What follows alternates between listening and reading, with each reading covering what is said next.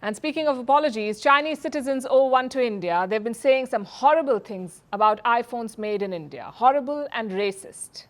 First, let me give you some context. Apple now produces iPhones in India, including their latest model, the iPhone 15. It is produced in India. And these Indian models were released alongside Chinese ones. This has never happened before. Usually, the Chinese models are released first and the others follow. But now Apple is looking to diversify. They want to shift supply chains out of China. And the Chinese don't like it. Look at one comment on their social media. This is what it says. Let's tear off the packaging and savor the aroma of curry. It's all right in India. It's clean and hygienic, folks. How original, curry and India. There is a lot of fake news circulating about Indian iPhones. Some say they won't be sold in Europe, that made in India iPhones failed European quality checks, so the Chinese ones had to be sent instead. Needless to say, it's fake news, and Chinese state media themselves busted it. Indian iPhones are being sold everywhere. Some Chinese citizens are also discussing how to identify a made-in-India iPhone. You heard one theory, check for the curry smell. Another theory is that Indian iPhones are dirty. Why? Because Indians do not use toilet paper. Again, how original. A lot of these comments use the word "asan." It's a derogatory Chinese term. It refers to people in India and Pakistan. What does this racist meltdown really tell you? A number of things. For starters, it's a case of anxiety and bitterness in China. China prided itself as the maker of iPhones. A bit strange for the slayer of everything Western. But let's ignore that hypocrisy for a bit. Chinese factories make up 90% of all iPhones, 90%, and Indian factories just about 7%. But Apple is planning to scale things up. Right now, their output from India is $7 billion. The plan is to reach $40 billion in 5 years. Reports say India could make up 50% of the iPhone output by 2027.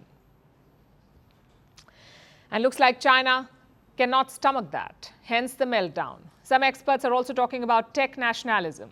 What does that mean? What is tech nationalism? China's Huawei recently unveiled a new phone. It's their big comeback after US sanctions. Experts say Huawei is making their own chips. If true, it's a huge win for them. It means that they have busted Western sanctions. So the Chinese are obviously flaunting it.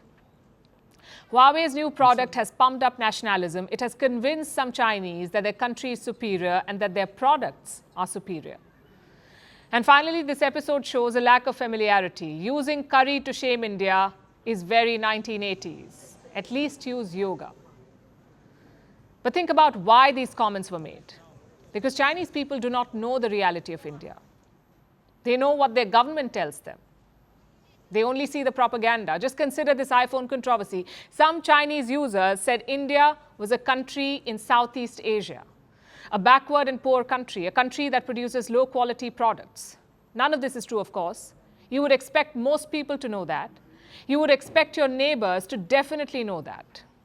Yet the Chinese did not. Blame Chinese propaganda for this. Beijing has clearly sensed a change in tide. In the last 2 decades, China was a shiny new economy. Everyone wanted to make in China, but now companies are heading out. Intel, Microsoft, Nike, Dell, Apple. These are just some of the companies fleeing China. And where are they going? To friendlier shores, including India. Take Samsung, for example.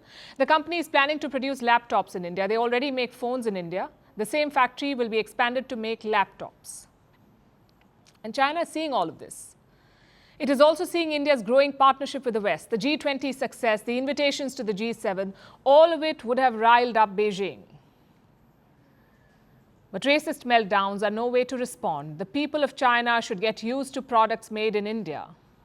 There is no smell of curry here, but there is a rather strong smell of bitterness.